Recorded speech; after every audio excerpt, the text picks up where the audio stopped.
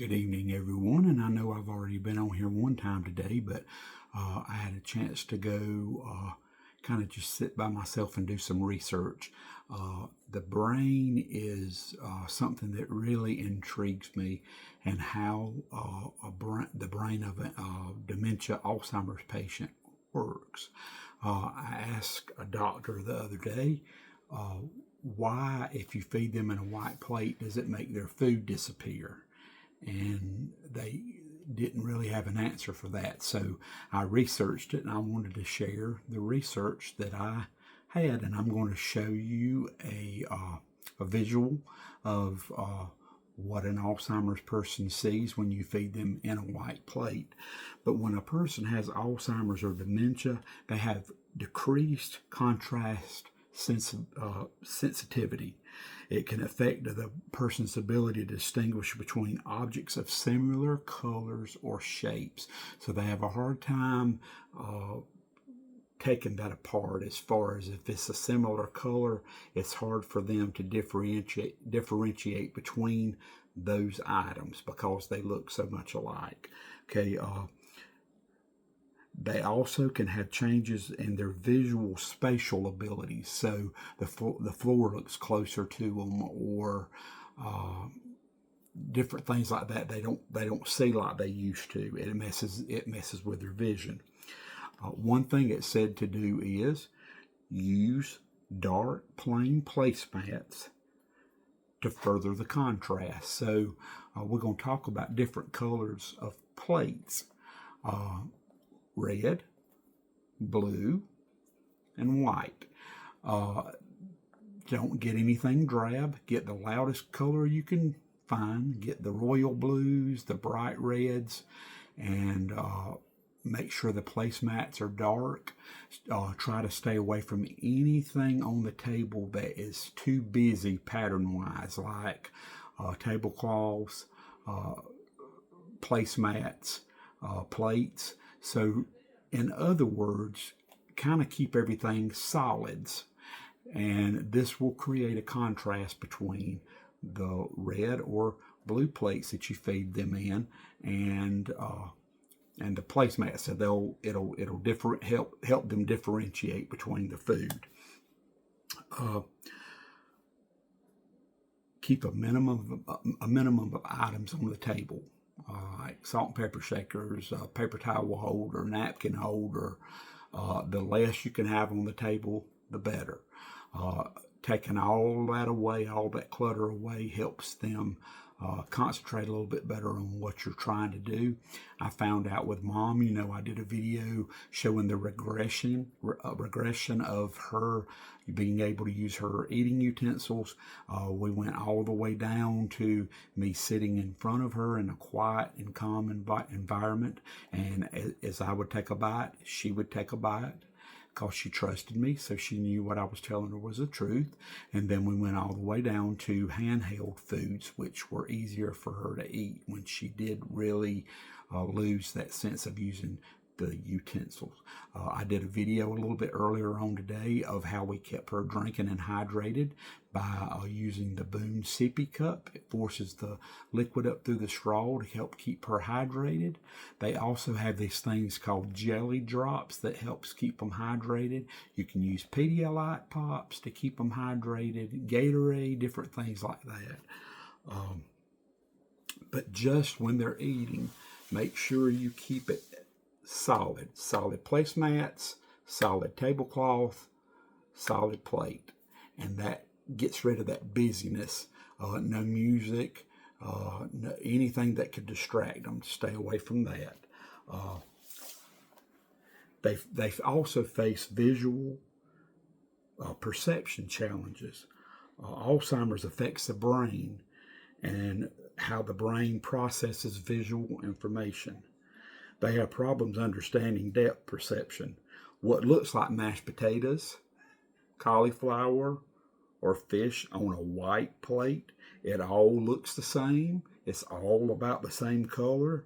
So to them, it doesn't register that there is something still in that plate that needs to be eaten. That's when they come off of the wanting to eat as much as they should. So try to stay away from that.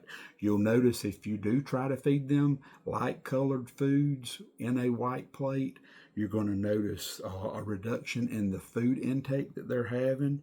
And, that can also lead to malnutrition. You don't want that. And so I'm going to talk a little bit about how these plates work. Okay. So let's just say here's a white plate. And I'm feeding my mom tonight for dinner. We're having mashed potatoes, cauliflower, and fish. Well, all of those things are in the white family. It may kind of be off a little bit, but they're so close that she wasn't eating. And so we would try to figure out why she wasn't eating, but it was because to her, this is what she saw, an empty plate. She didn't see the fish. She didn't see the mashed potatoes. She didn't see the cauliflower. She saw a blank plate because their color contrast disappears. And so that's why we stopped feeding her in a white plate.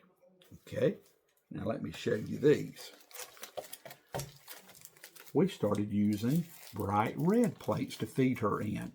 And according to red, a white fish or anything like that can be seen, and it can bring it more to their sight so they can see what's in their plate. I also suggest using different colored foods. Throw some broccoli in there, or cucumbers, or tomatoes, or your fish, or your mashed potatoes. All that's going to stand out, because there's not many foods that are red. So feeding them different colored foods in a red plate will make that food stand out for them. And they did a study on this, and when they fed them in the red plates, it increased their appetite and what their intake was by 25%. So that's why it's good to feed them in a red plate. So let's talk about a blue plate. See this bright blue plate? I've also seen a study that talks about blue can be calming for an Alzheimer's patient, and has also been known to lower their blood pressure. So that's another good thing about using the wildest colored plates you could find. You'll notice these are solids. There's no funky designs on them. They're just red and blue. And so that's why it's good to feed them in the red plates, because it makes their food appear. And then it says also to mix the color of food, so that can make it more seen to them. I also have someone very close to me that has Parkinson's. Well, my dad had ALS, amyotrophic lateral sclerosis, which is better known as Lou Gehrig's disease after the baseball player. And you end up with atrophy and all that because the brain doesn't tell the muscles to work, and so you have muscle wasting and all of that. But I've got an aunt that I thought that her disease was in the same family as my dad's, but it goes along under the umbrella of dementia. So someone with Parkinson's is someone with Alzheimer's. Their vision starts to become kind of impaired and plays tricks on them. I know in a Parkinson's person, if you've ever been around one, they can have a tendency to have these motions that are just all over the place, and to you they have no meaning. But when I did my research tonight and looked, I realized that by reading, their pupils take longer to fix.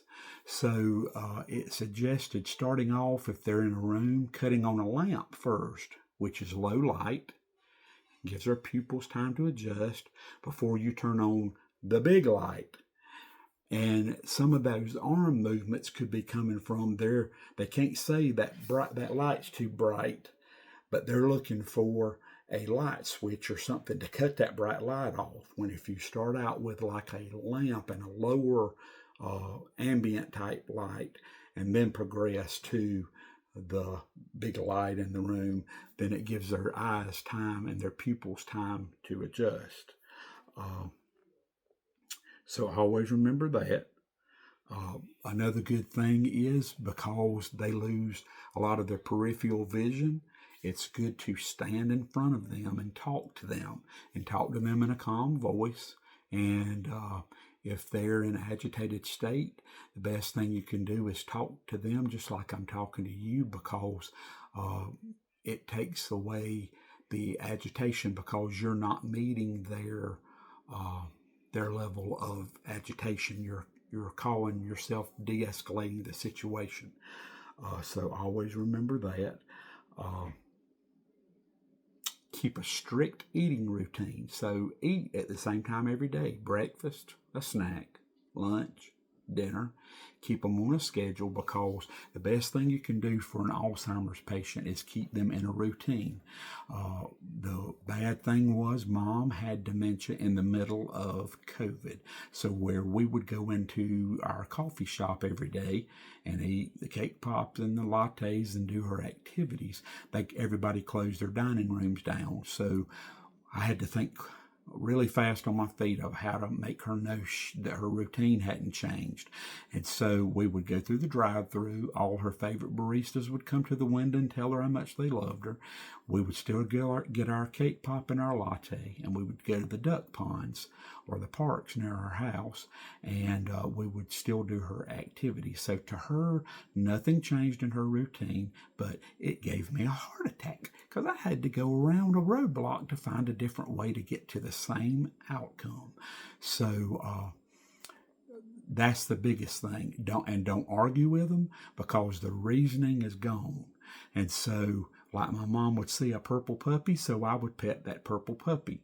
Now, in my common sense, I knew there was not a purple puppy, but you agree with them, and that keeps them from getting agitated. If you just agree with what they said.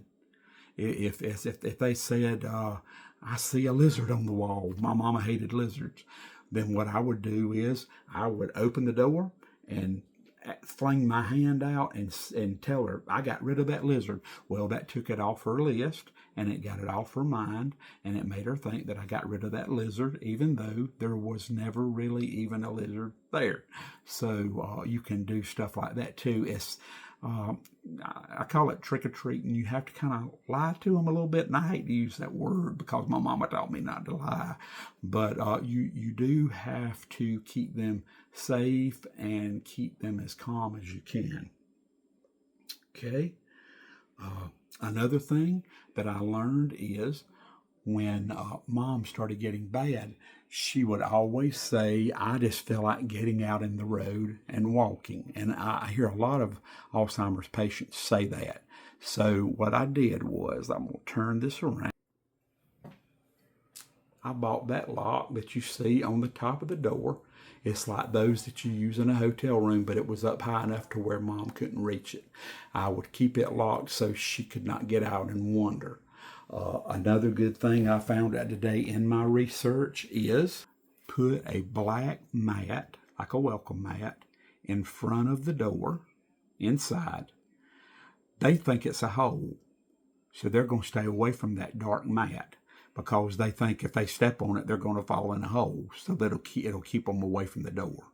So I wanted to do you a visual tonight of what it's like to be someone with dementia. So let me see if I can get this tilted down a little bit. Now you'll notice my countertop is not white, it's black, but I put a white paper towel right here. I'm going to put it right here so you can see the white paper towel. And you see I've got a white mug. Well, let's say I've got dementia and you want me to drink a glass of milk, okay? So the bar top is white, the mug is white, and the milk is white. So I've got dementia, and all I'm looking at is nothing. I don't see the white countertop. I don't see the white mug. I don't see the white milk inside the mug. So I don't think there's anything to drink. Well, this can lead to dehydration. So that's why you need to keep the colors loud. the reds, the blues. Stay away from the whites. Mix the food colors when they're eating. That shows to them that there is something in that plate. But I wanted to do a visual of you tonight on what if you have a white countertop and a white mug, filling it full of white milk, and you're expecting them to drink that. Well, they're going to look at you like they're crazy, because to them, they don't see anything in the cup. So always use like a different colored cup. Try a red cup, a blue cup. So it works kind of like the white plate. Like when I look at this, it could have had fish, mashed potatoes, cauliflower in it. But if I'm looking at this like a person with Alzheimer's, this is what I see. Nothing. I don't see the fish. I don't see the mashed potatoes. I don't see the cauliflower. Right here, I don't see the countertop. I don't see the mug. And I don't see the white milk inside the mug. So I don't know there's anything to drink. So just remember these things. Their vision can start to play tricks on them, as far as the floor looks closer or further away from them. They might see things that aren't really there, so you may have to lie a little bit of white lie and act like you're throwing it out the door, and that gets it out of their mind and takes away the agitation. Again, try feeding them in bright red and blue plates. You're going to increase your appetite by 25%. The blue can add to calmness, and it can also even lower their blood pressure. On your table, keep your tablecloth solid, placemats dark, the plates loud, without patterns, without a lot of noise, in an environment that is just nice and calm. When they look at white, all they see is white. They see nothing. There's nothing to drink. There's nothing to eat here. So that's why they start losing weight. That's why they start getting dehydrated, is because if you're feeding them in a white plate, the food colors are so close together in a white plate. If you're feeding them mashed potatoes and stuff like that, because they're all in the white family or the tan family. If there's similar colors, then to an Alzheimer's patient, they see nothing. So they see nothing to eat. So just wanted to talk to y'all about that tonight. Again, put you a black welcome mat in front of the front door if you're scared they're going to get out and wander in the road. Get you one of these locks like you use on a hotel. Keep it locked. Put it up far enough to where they can't reach it, but they will be more apt to stay away from trying to get out of that door if they think they're going to fall in a hole. And I know that might sound like you're really lying to them, but they really, if they see that black mat, they think that that's a hole there, kind of like a pothole. And so it'll kind of keep them away from the door, hopefully. So I hope this has helped somebody tonight. Just remember, if they stop eating as much as they used to, try this red plate and see if that'll work for you. See if red stimulates hunger anyway. But just keep in mind, if you're talking to them, talk to them in a calm voice. Stand in front of them, because not only do they have problems with depth perception, they also have trouble with peripheral vision. So stand in front of them and talk to them. And my mom, the way I would do with her, I would talk to her just like I'm talking to you now. And as long as I explained what we were doing and why we were doing it, and if she was agitated, I never met her agitation. I just loved to hear her voice, no matter what she was saying. If she was being mean, which she never was, because my mama was never mean. But those kind of things will help you. If you've got an Alzheimer's patient and they've stopped eating, try this red plate trick or the blue plate trick. You might find a difference in their blood pressure. You might find they'll stop losing weight.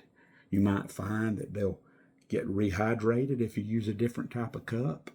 But just kind of keep those things in mind. It's hard sometimes when you've got you're dealing with common sense. You want to argue with them. That's the worst thing you can do for an Alzheimer's patient, is to argue with them. Whatever they say goes. In other words, it's almost like being a parent. Whatever a parent says to a child goes. So that's the way you need to think of with an Alzheimer patient. Whatever they see, if they see a purple dog, pet the purple dog. See what they see. Get in their world, get in their head. But that's some of the things that could be going on with their brain. If they're having abnormal motions with their arms and stuff like that, I could see somebody like wanting to try to cut off a light switch if that light's too bright in their eyes. When if you had started with a lamp, which is a low ambient light, and then worked up to the lamp, it would give their pupils time to adjust. So just kind of keep these things in mind, and hope they'll help you. But I'm sorry I took so long tonight, but I had just been doing some research and was kind of excited because the brain intrigues me, and how the mind of a dementia patient works. And so what I try to do is get inside the mind of them and try to help caregivers know what they're dealing with, because a lot of times they don't understand what's going on, and without doing research and doing hands-on with mom, I would not have known. And had it not been for God's grace and mercy and giving me the knowledge, I did not go to school for this. God just helped me learn. I helped take care of my dad. His was more physical. His brain quit telling his muscles to work, so we would have to move him everywhere he went. We would have to feed him. We would have to bathe him. We'd have to do everything for him. With my mom, she still had her body. Now, he was still sharp as a tack. She still had her body, but it was her mind that was failing her. So hers was more intriguing to me, because I had to try to get inside her mind and find out why she was feeling or acting a certain way. So that's what I want to do for you. Get your friends to subscribe to my Care for the Caregiver page on my Facebook page and become a part of this, because not only do I talk about Alzheimer's and dementia, I'll talk about things that be about being a family, doing what you're supposed to do, spending time with those you love. We have a lot of grandkids and stuff, and they hate taking pictures, and so I've tried to instill in them, whenever we're taking pictures, just stand there and smile and take the picture. Get it over with. Don't pitch a fit, because you never know when someone will be missing from that picture the next year. So I want to try to help teach families how to be there for each other, to love each other, because that's what God wants us to do. And if we can't love our own family, who can you love? You got to love your family. So you have to find a way to do that. Sometimes some are harder than others, but you need to do that. And I'll be showing you things like how to scrapbook. I'll show you the scrapbooks that I made mom. But I hope tonight this helped you be able to look inside an Alzheimer's person's mind and see how the food disappears unless you use a red or blue plate. You can help their blood pressure. You can stimulate their hunger. It'll keep them from malnutrition, increase their eating by 25%. And so I hope these things tonight that I've talked to you about will help you. Please comment. That's the only way I know I'm doing what God has wanted me to do. This disease is heavy on my heart. I want to be alive when the first survivor of dementia or Alzheimer's or Parkinson's makes it through to the end, and they're alive and they've beat this horrible disease. So that's what my prayer is tonight. So I hope everybody has a good night, and I'll talk to you later. Bye.